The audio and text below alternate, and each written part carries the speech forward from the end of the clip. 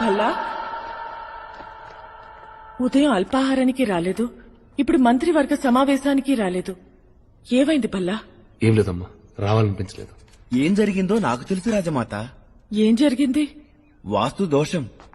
వాస్తు దోషమా? అవునమ్మా, ఈశాన్యంలో కొత్తగా బరువు వచ్చి పడింది. చూపించమంటారా? ఎక్కడి ఏమంటున్నారు మీరు? భల్లా నేను చెప్తున్నాను కదా, చూపించండి.